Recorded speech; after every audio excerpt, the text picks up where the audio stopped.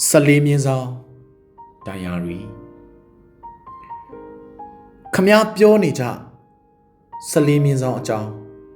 ဒီတစ်ခါတော့ကျုပ်ပြောပြစီအုပ်ကြီးဗါတဲ့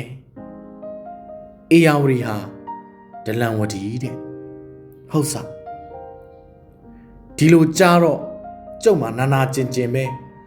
ဟားတိုက်ကိုယီမိတာပဲအုပ်ကြီးရေຫນွေဥအစ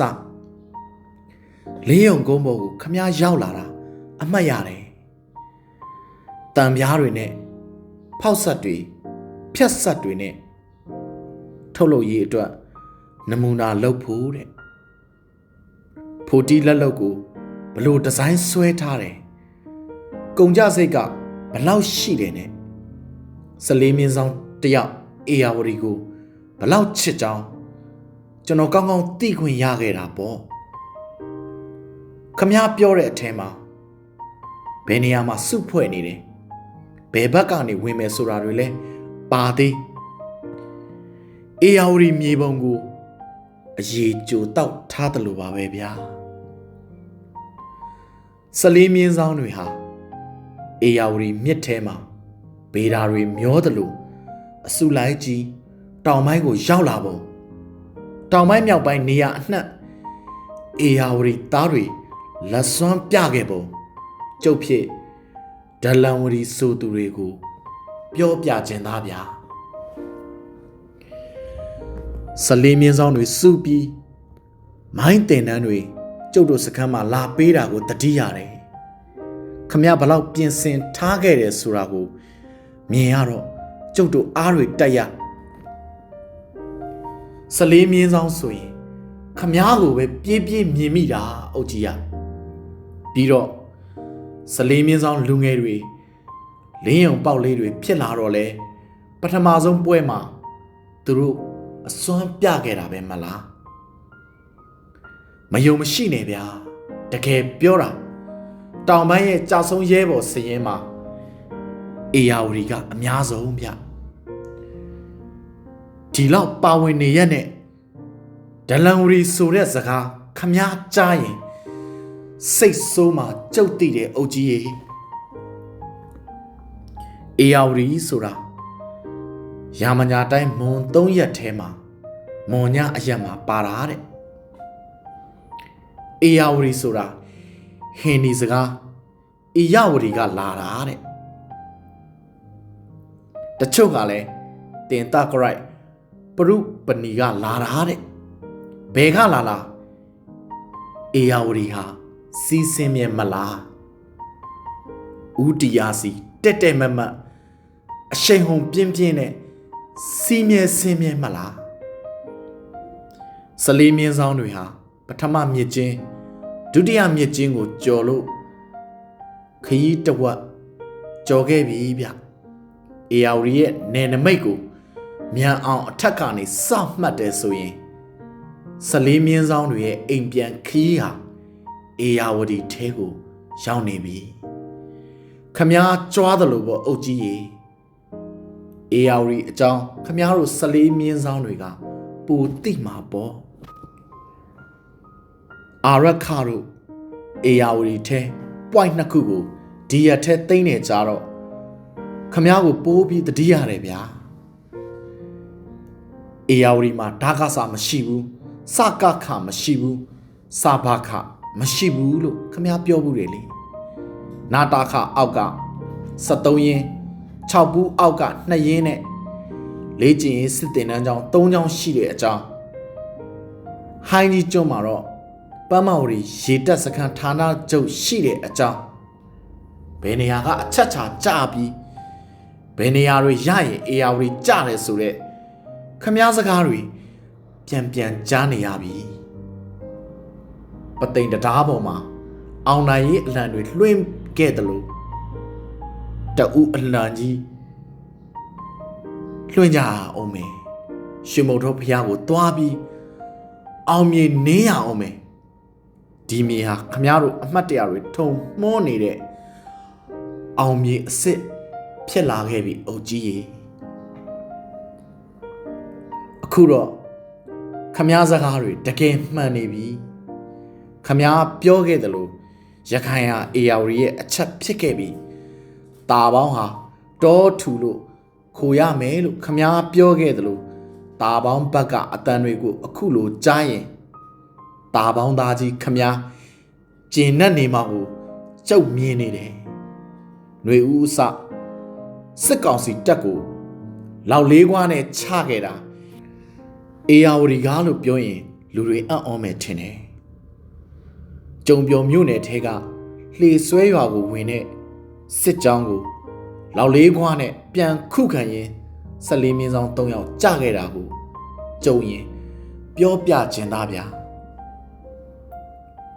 2021မတ်လ8ရက်နေ့မှာဖြာပုံမြို့အမှတ်15ကကိုတီဟဦးဟာຫນွေဦးတပိတ်မှာပထမဆုံးကြဆုံးတဲ့14မြင်းဆောင်ဖြစ်ကြောင်းလဲမေ့နေသူတွေကိုအမှတ်ရစေခြင်းသေးတယ်14မြင်းဆောင်တွေမညာခဲ့ကြောင်းအနှစ်သားကြပါဝင်ခဲ့တဲ့အကြောင်းအပြစ်စကားတွေပဲရတော့တိုင်းရင်းသားနေမီနဲ့မထိဆက်လို့ခတ်တဲ့အကြောင်းစစ်ရေးအရာပထဝီမြေပြင်အနေထားကြောင့်ခတ်တဲ့အကြောင်းတဘာဝအတားစီးမြစ်ချောင်းတွေပေါ်လို့ခတ်တဲ့အကြောင်းအုတ်ကြီးရေကျုပ်ဖြစ်ပြောပြလိုက်ချင်တာပဲဗျာနာဂစ်ကိုတက်တက်ဝင်ဆောက်တယ်လို့တော်လန်ရေးကိုလည်းတက်တက်ဝင်တိုးခဲ့တဲ့အကြောင်းအေယာဝတီရဲ့မာချောင်းတာချောင်း14မြင်းဆောင်တွေရဲ့ဂုံသတင်းဟာသူရဲကောင်းဖြစ်ခြင်းနဲ့ထုံသိမ်းနေကြောင်းပေါ့ကျုပ်ကိုကြပြဆရာကိုအေမွန်ကတော့ပြောတာပဲတို့အေယာဝတီကလူတော်တွေကြီးกว่าတဲ့ကျုပ်ဆရာမောင်မိုးပွင့်ရေးကြီးပြောတာတော့အေယာဝတီမှာကြပြဆရာတွေများတယ်တဲ့အမှုပညာသမားတွေများတယ်တဲ့ဟုတ်မှာပါလေမှန်မှာပါလေကျုပ်တော့သူရဲကောင်းတွေပုံများတယ်လို့ပြောချင်တာအုတ်ကြီးကအေယာဝတီမှာမြစ်ဝကိုကူရှိတဲ့မြစ်ဝကျွန်းပေါ်မှုတိုင်းပြည်ရဲ့စပတ်ကြီးဖြစ်တဲ့ချစ်စရာကောင်းပါပဲလွမ်းစရာကောင်းပါပဲတောင်ပြင်းတွေလက်တာပြင်းတွေရေချိုငါးတွေကမ်းခြေတွေဒေသထွက်ကုန်ပစ္စည်းတွေမျက်နှိုးစရာပါပဲအုတ်ကြီးရေအေယာဝတီကခမားချစ်မယ်ဆိုရင်ချစ်ချင်စရာပဲလေဆရာကြီးမင်းယူဝေတို့ဆရာကြီးတိုက်ဆိုးတို့ဆရာမောင်စုရှင်တို့အမလေးခမားသာကြုံနာရှိရင်အေယာဝတီကြောင့်အစဖော်လို့ကြွားမှာကျုပ်မြင်ပါသေးတယ်ဗျာချစ်ရတဲ့ကိုကျော်မြင့်လွင်စကားလေးငှားပြောရရင်ရာဇဝင်များရဲ့တူသမီးကိုခမားတို့ကမိခင်တော်ခွင့်ရခဲ့တာကိုကြွားလဲကြွားတင်ပါပြီလေစကားစကားတည်ငြိမ်တဲ့တိုင်းရဲ့လို့တစိတ်ကတော့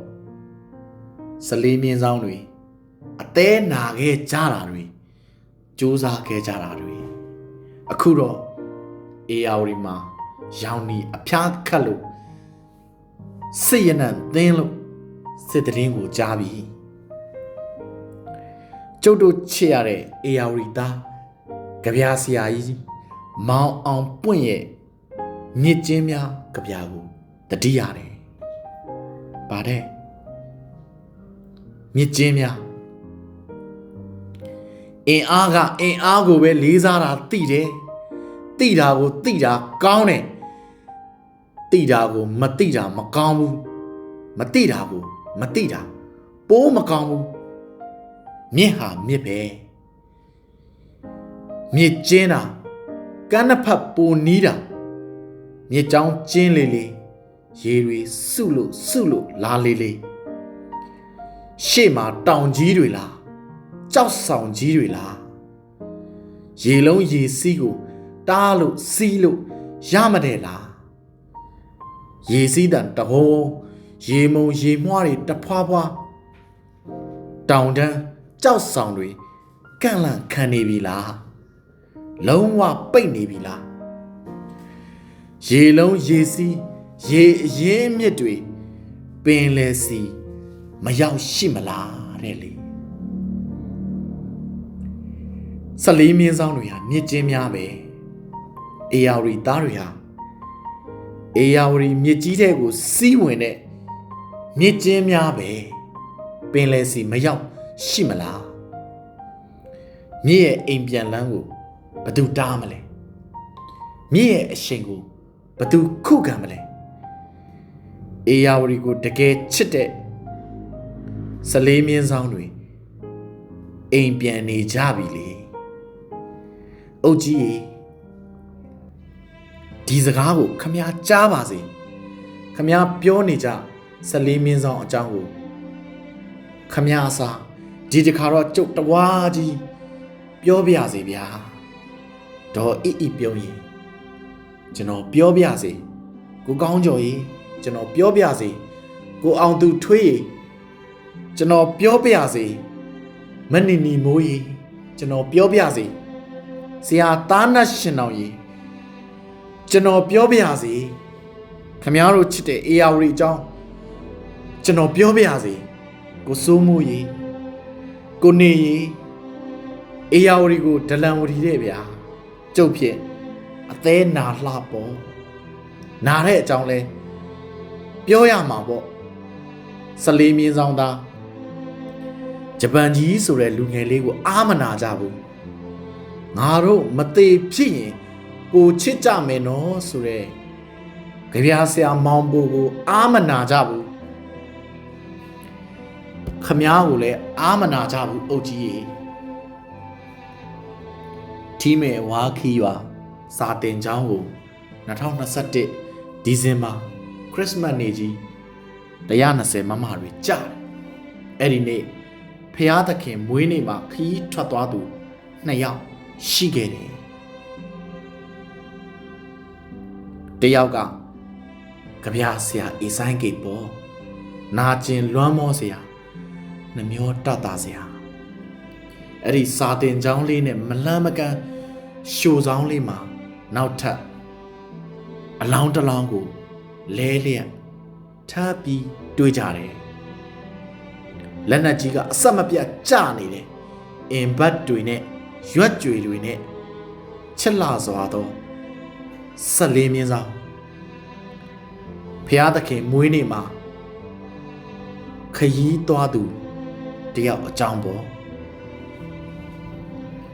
နာမည်ကအောင်မျိုးစင်ခအုတ်ကြီးတဲ့အသက်က34ထီးမယ်ဝါခီတိုက်ပွဲတွင်မြင့်မြတ်စွာ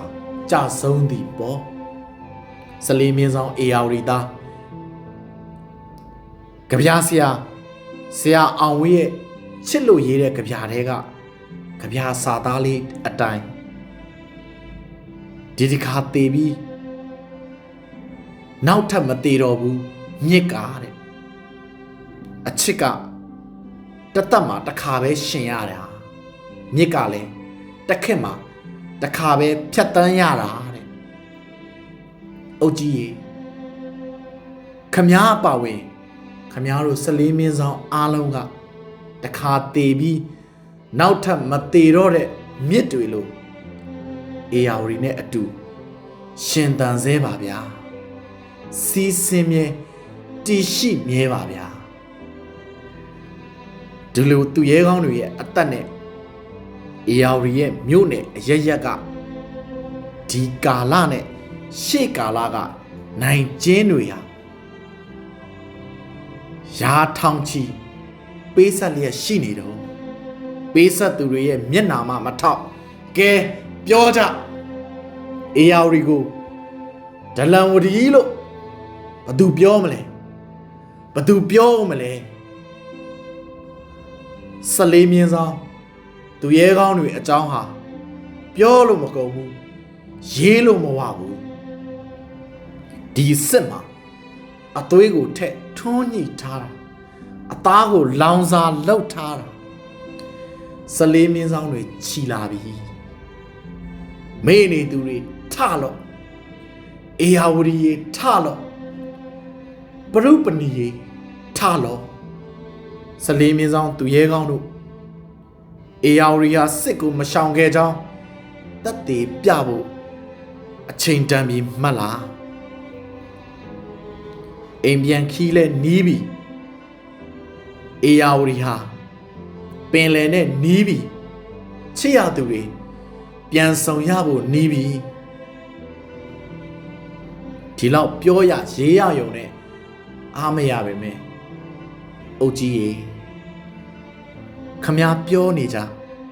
စလေးမြင်းဆောင်အကြောင်းအေယာဝတီသားတွေအကြောင်းနဲ့ခမည်းအကြောင်းနည်းနည်းပါပါခမည်းအစကျုပ်ဖြင့်ပြောလိုက်မိပြီဗျာတင့်သူပါ